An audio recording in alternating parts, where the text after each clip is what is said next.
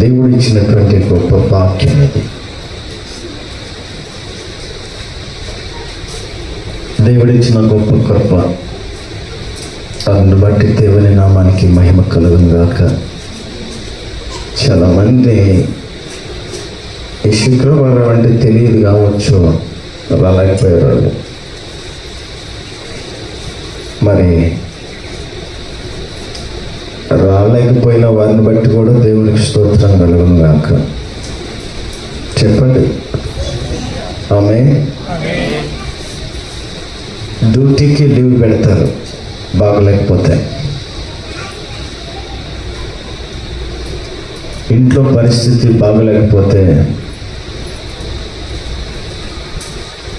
ఎటు వెళ్ళరు. కానీ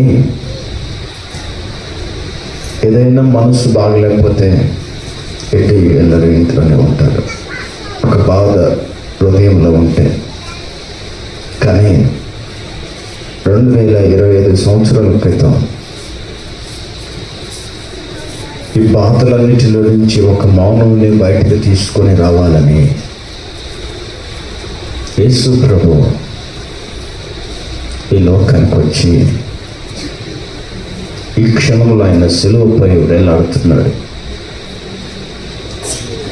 ఇంట్లో ఒక వ్యక్తి చనిపోతే ఆ రోజు ఏది ఇంట్లో ముట్టుకో, పచ్చి నీళ్ళు కూడా తాగడానికి కూడా ఇష్టపడం. యేసు ప్రభు 9 గంటల నుంచే ఆయన సిలువ వేయబడ్డాడు. 9 గంటల నుంచి ఇంచుమించు 3 గంటల వరకు ఉన్నాడు ఆయన సిలువ మీద. హల్లెలూయా. ఏదో ప్రతి సంవత్సరం శుక్రవారం జరిగించుకుంటారు. ఈరోజు గుడ్ ఫ్రైడే ఆట, అందరూ పోతున్నారు కానీ మనం కూడా వెళ్ళాలి అని ఆలోచనతో వచ్చామేమో, తెలియక లేదండి. మన ఇంట్లో బాగలేకపోతే మనం ఎవరు చర్చికి రాము, మందిరానికి రాము, ఎక్కడికి వెళ్ళాం. కానీ ఈరోజు దేవుని సన్నిధిలో ఉండవలసిన దినం ఇది. ఆమేన్, ఆమేన్ చెప్పండి. మనందరి కొరకు మరణించాడు. హాస్పిటల్లో ఇతను బ్రతకడు అని అంటే గుండె చీల్చుకొని ఏడిస్తే కరిగిపోతాడు. ఆయన గుండెలు బాదుకుంటే కరిగిపోయి సహాయం చేస్తాడు. ఆ రోజు ఈరోజు ఆమె ఈ లోకంలోనికి, ఈ భూమి మీదకి, భూమిని సృష్టించిన సృష్టికర్త అడుగు పెట్టిన దినం. హల్లెలూయా. ఆ దినం నుంచి మొదలుకొని ఒక గొప్ప దేవుడు భూమి మీద అడుగు పెట్టాడంటే అది మామూలు విషయం కాదు. హల్లెలూయా, హల్లెలూయా. అదే గొప్ప దేవుణ్ణి మామూలు మనుషులు, ఏ శక్తి లేని మనుషులు, కడుపు చించుకొని పుట్టిన మనుషుడే యేసు ప్రభుని సిలువేశాడు. ఆమేన్, ఆమేన్, ఆమేన్ చెప్పండి. హల్లెలూయా, హల్లెలూయా, హల్లెలూయా. దేవుని నామానికి మహిమ కలుగును గాక. ఆమేన్. ఒక మామూలు మనిషి కొరకు యేసు ప్రభు ఈ లోకానికి దిగి వచ్చారు. బిడ్డలారా, చాలా మంది దీన్ని పోగొట్టుకుంటున్నారు, ఈ భాగ్యాన్ని పోగొట్టుకుంటున్నారు.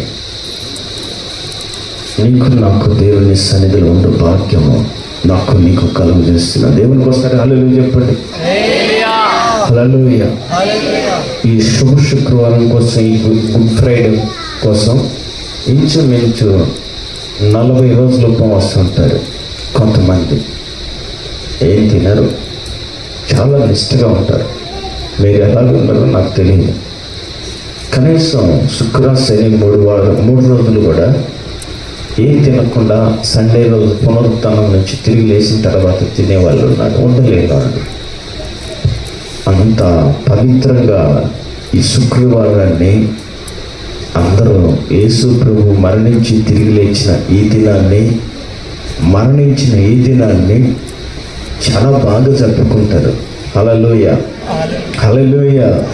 తెలియదు, ఒక మనిషి పాపాత్ముడైన మనిషి కొరకు ప్రాణం పెట్టిన దినమని సంగతి తెలియదు. ఆమె హల్లెలూయా, హల్లెలూయా, హల్లెలూయా. యేసు ప్రభు చాలా గొప్ప దేవుడు. ఎంత గొప్ప దేవుడు అంటే, ఆయన నీ కొరడాలతో కొడుతున్నప్పుడు ఆ కొరడాలు ఇంత పొడుగుంటుంది. ఒక్కొక్క ఆ కొరడ మొదలు ఆ పైన ఉన్న తాడు మీటర్న్నర ఉంటుంది. దాని చుట్టూ మొత్తం భయంకరమైనటువంటి శరీరాన్ని చేర్చగలిగేటటువంటి ఆయుధాలు అమర్చారు ఆ కొరడాకి. హల్లెలూయా. వేసి 40 కొరడాల దెబ్బలు కొట్టమన్నారు. ఆమె యేసు ప్రభు తప్పు చేశాడని 40 కొరడాలు కొట్టమంటే చేయని తప్పుకి ఆయన గుండె బాదుకోలేదు. వేయబడిన నిందకి ఆయన భరించలేక ఆ నిందను మింగివేశాడు. హల్లెలూయా. ఆ కొరడాలు భయంకరమైనటువంటి ఆయుధాలతో, శరీరాన్ని చీల్చగలిగే ఆయుధాలతో అది చేస్తే, చూడండి, యేసు ప్రభు ఎత్తు ఇంచుమించు 6 అడుగులు ఉంటాడు. ఆయన 6 అడుగులు ఉన్న వ్యక్తిని 1.5 ఎత్తు గుంజుకు కట్టివేస్తారు. ఆమె యేసు ప్రభుని కట్టివేసిన కొంచెం ఎంత ఉంటుందంటే ఎంత ఉంటుంది, ఇంత కట్టేసి 2 చేతులు తాళ్ళతో సంఖ్యలతో బిగించి ఈ 1.5 అడుగు వ్యక్తిని ఇలా కట్టివేస్తే వంగలేడు. 6 ఫీట్లు ఉన్న వ్యక్తి 1.5 అడుగులు ఎత్తుతో కట్టేస్తారు ఆయన్ని. ఆమె చెప్పండి. హల్లెలూయా. ఆయన ఇలా ఆయన ఇలా చాంపి ఇట్లా ఉండిపోతే భయంకరమైనటువంటి కొరడా దెబ్బలు వీపు మీద కొడుతున్నారు. అటు పక్కన ఒకరు ఇటు పక్కన కొడుతుంటే ఆ కొరడా దెబ్బలు ఎలా కొడుతున్నాయి అంటే ఆయన ఒంటి మీద ఇట్లా ఎక్స్, ఇటొకడు కొడితే ఇట్లా పడుతుంది, ఇటొకడు కొడితే ఇట్లా పడుతుంది. ఎక్స్ ఆకారంలో ఆయన ఒంటి మీద కొరడా దెబ్బలు పడుతున్నాయి. ఆమె చెప్పండి. హల్లెలూయా. అటువంటి భయంకరమైనటువంటి శిక్ష మనిషి 10 కొరడాలు 15 కొరడాలు దెబ్బలు తింటే అక్కడి సొమ్మసిల్లి పడిపోతాడట. కానీ యేసు ప్రభు 39 కొరడా దెబ్బలు తిన్నాడు. ఆమె చెప్పండి. బిడ్డ, ఆయన చేయని తప్పుకి నిందను భరిస్తే నీ మీద కూడా, నువ్వు చేయని తప్పులు నీ మీద నిందలు వేస్తే తట్టుకునే శక్తి యేసయ్యను చూసి ఆ బలాన్ని పొందుకోయి. ఆమె హల్లెలూయా, హల్లెలూయా. అయితే ఆయన మీద ఎక్స్ ఆకారంగా పడినటువంటి ఆ కొరడా దెబ్బలు మాంసం అంతా ఇట్లా డైమండ్ షేప్లో ఊడి కింద పడుతున్నాయట. ఆమె ఎక్స్ ఆకారంలో పడుతున్నటువంటి ఆయన మాంసము ఈ డైమండ్ షేప్లో ఊడి కింద పడుతున్నాయట. ఆమె ఒక్కొక్క కొరడ తీసి కొడుతుంటే ఆయనలో నిలిచిందట. మొత్తం రక్తము కింద కాలిపోయిందంట. ఆమె రక్తం లేకపోతే గుండెకు రక్త ప్రసరణ అందదు. ఆమె హల్లెలూయా. చెప్పండి. హల్లెలూయా, హల్లెలూయా. మీరు సినిమాలో చూపించినట్లుగా సిలువ ఉండదు. మీరు సినిమాలో టీవీలో చూస్తున్నట్లుగా సిలువ ఇలా ఉండదట. సిలువ ఎలా ఉంటుంది అని అంటే ఇట్లా 2 చేతులు ఇలా ఉండి పైన భయంకరమైనటువంటి ఒక భయంకరమైనటువంటి ఆ చెక్క సిలువ మీద పెడతారు. ఆమె ఆ చెక్క మీద పెట్టి మోపించిన తర్వాత అక్కడికి తీసుకెళ్ళిన తర్వాత అప్పుడు మధ్యలో ఉన్నటువంటి సిలువ భాగాన్ని అమర్చి ఒక చెక్కను పెట్టి ఆ చెక్క మీద యేసు ప్రభుని సిలువ వేస్తారు. హల్లెలూయా. ఒకవేళ సిలువ మోసేటప్పుడు మధ్యలో కర్ర మధ్యలో ఇట్లా సిలువ మీద ఇలా ఉంటే చూపిస్తారు.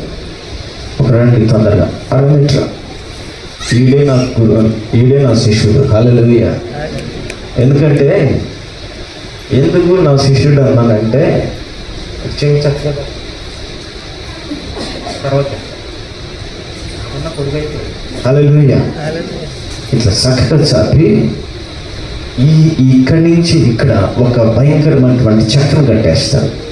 చక్రం కట్టేసి భుజం మీద పెడితే భయంకరమైనటువంటి బరువు, అది బరువు, భయంకరమైన బరువు. అది మొయ్యలేక కింద పడతాడు. అదే కానీ ఈ చక్ర ఇలా ఉంటే కొంచెం మోసుకుంటూ వెళ్తూ ఆగుతూ రెస్ట్ ఉండేది, కానీ ఆయనకి రెస్ట్ ఉండదు. అందుకే అన్నిసార్లు కింద పడిపోయాడంట ఆయన. ఆమె సిలువ దగ్గరికి వెళ్ళిన తర్వాత, ఆ ప్రాంతానికి వెళ్ళిన తర్వాత మధ్యలో మీరు చూస్తున్నారు కదా, సిలువ ఇట్లా ఆకారంలో ఉంటుంది. అది హల్లెలూయా. అలా యేసు ప్రభు మొయ్యబడ్డాడు, శిక్షించబడ్డాడు. చాలా అన్న కూర్చో. హల్లెలూయా చెప్పండి, రెండు చేతులకి హల్లెలూయా. అటువంటి భయంకరమైనటువంటి శిక్షను ఏ ఒక్క మనుషుడు భరించలేదంట. హల్లెలూయా. ఏ ఒక్క మనుషుడికి ఆ శిక్ష పడలేదంట. ఆమె చెప్పండి, ఆమె చెప్పండి, ఆమె. అటువంటి భయంకరమైన శిక్షను అనుభవించి ఇప్పుడు యేసు ప్రభు ఈ టైంలో ఎక్కడున్నాడు అని అంటే, సిలువ పైన 9 గంటలకి ఆయన సిలువ మీదకి ఎక్కించారు. ఆమె సిలువ మీదకి ఎక్కించారు. హల్లెలూయా. ఆయన రక్తము ఏరులైపోయింది. అయితే ఆయన కొట్టిన తర్వాత ఆయన శరీరంలో ఉన్నటువంటి రక్తం అంతా కొన్ని లీటర్లుగా మొత్తం కాలిపోతే ఆయన లోపల బలం అనేది ఉండదట. హల్లెలూయా. అంత బలహీనపరచబడిన వ్యక్తి ఆ గొల్గొతా కొండపైకి ఆ సిలువను మోసుకొని వెళ్ళాడు. ఎందుకు చెప్పనా? నీ కొరకు, నా కొరకు, మనందరి కొరకు దేవుడు శాపాన్ని గొర్రె పిల్లగా ఆయన ఓదా అయ్యాడు. ఆమె గొర్రె పిల్లగా మార్చబడ్డాడు. ఆమె చెప్పండి హల్లెలూయా. బిడ్డలారా, ఇచ్చి వాక్యాన్ని పోగొట్టుకొని ఇంటికాడ నిర్లక్ష్యంగా ఉంటే మీరు యేసు ప్రభు సత్యాన్ని ఏం తెలుసుకోగలుగుతారు? యేసు ప్రభు ఎంత ప్రేమ కలిగిన వ్యక్తి అని అంటే, ఆయన ప్రతిదానికి ఊ అనేవాడు, కానీ వెటకారంగా మాట్లాడేవాడు కాదు. హల్లెలూయా. తీసి పడేసే విధంగా మాట్లాడేవాడు కాదు. ఆమె యేసు ప్రభుని చూసి ప్రపంచం ఎందుకు గడగడ వణుకుతుంది అని అంటే, యేసు ప్రభుని చూసి ప్రపంచం ఎందుకు భయపడుతుంది అని అంటే, ఆయనలో ఉన్నటువంటి శాంతము అంత గొప్పది. హల్లెలూయా చెప్పండి, హల్లెలూయా, హల్లెలూయా, హల్లెలూయా. అంత గొప్ప యాగము ఈ సిలువ యాగం, ఈ గుడ్ ఫ్రైడే. బిడ్డలారా, ఆయన ఎప్పుడు ఒక్కరోజు కూడా ఎదురు తిరిగి మాట్లాడలేదు. ఆయన మీద పడ్డ నింద భరించాడు ఆయన. ఎవరైనా బాధపడుతుంటే చూడలేడు ఆయన. హల్లెలూయా.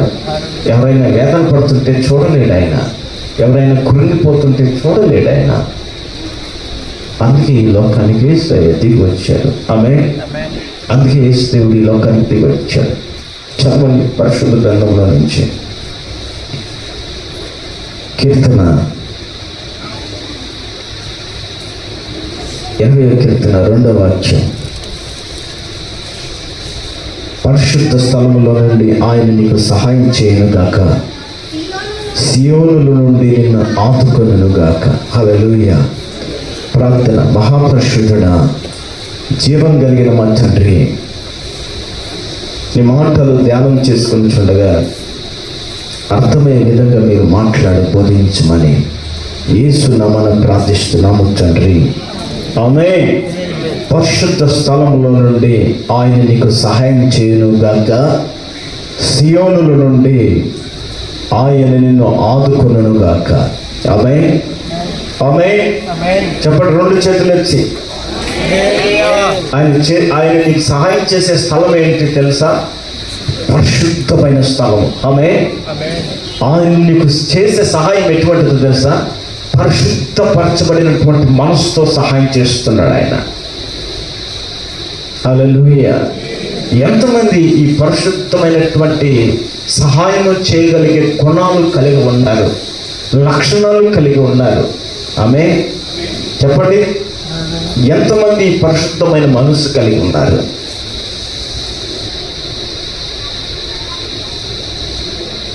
ఎవరైనా ఒకరికి బాధ కలిగితే, కష్టం కలిగితే, వాళ్ళ కష్టం మనతో చెప్పుకోగానే మనకి ఏమనిపిస్తుంది?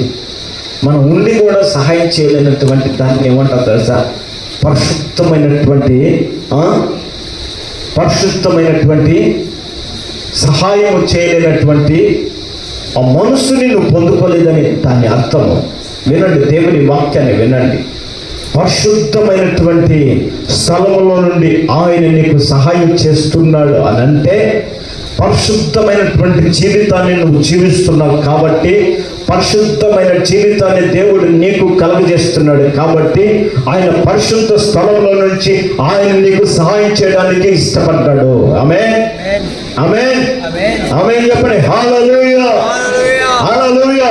ఆయన పరిశుద్ధ స్థలము, ఆయన ఉండే స్థలం ఒక పరిశుద్ధమైనది. ఈ రోజు మీరు ఇక్కడ కూర్చున్న స్థలము అపవిత్రపరచబడిన స్థలం కాదు. మీరు ఒకవేళ అపవిత్రపరచబడినటువంటి మనసుతో మీరు ఇక్కడ కూర్చుంటే, దేవుని సన్నిధిలో ఇక్కడ మీరు కూర్చున్న తోడనే మీరు పరిశుద్ధమైనటువంటి స్థలంలో కూర్చున్నారు కాబట్టి దేవుడు మిమ్మల్ని పరిశుద్ధపరచబోతున్నాడు. హల్లెలూయా. ఒక ఇంటిలో మురికి పడితే దాన్ని మనం కడుగుతాం. మన హృదయం మురికి పడితే, మన హృదయం గర్వంతో ఉంటే, మన హృదయం అసూయతో ఉంటే, మన హృదయం ద్వేషముతో ఉంటే, మన ఇంటిని వాక్యము ద్వారా యేసు దేవుడు కడుగుతున్నాడు. హల్లెలూయా, హల్లెలూయా. దీన్నే ఒక పరిశుద్ధమైన స్థలం అంటాడు. ఈ పరిశుద్ధ స్థలములో మీరు కూర్చోగానే ఆ పరిశుద్ధమైనటువంటి స్థలములో నుంచి నీకు సహాయం దిగి వస్తుంది. ఆమేన్. ఏ స్థలములో నుంచి? ఏ స్థలంలో నుంచి? ఆయన చేసే సహాయం అంట చంచలమైనటువంటి మనసుతో చేయడట. ఆయన చేసే సహాయం ఎట్లా చేస్తాడంటే స్వార్థంతో చేయడట. ఎవరైనా నీకు ఒక సహాయం చేశారనంటే వాళ్ళు నీ దగ్గర ఏదో ఒకటి ఆశిస్తారు. డబ్బులు కానీ ఏదైనా కానీ నీకు సహాయం చేశారంటే నీ దగ్గర ఒకటి ఆశిస్తారు. ఏం ఆశిస్తారంటే నువ్వు ఆ డబ్బులు కట్టలేని రోజున నీ దగ్గర ఉన్న స్థలాన్ని వాళ్ళు గుంజేసుకుంటారు. హల్లెలూయా, హల్లెలూయా.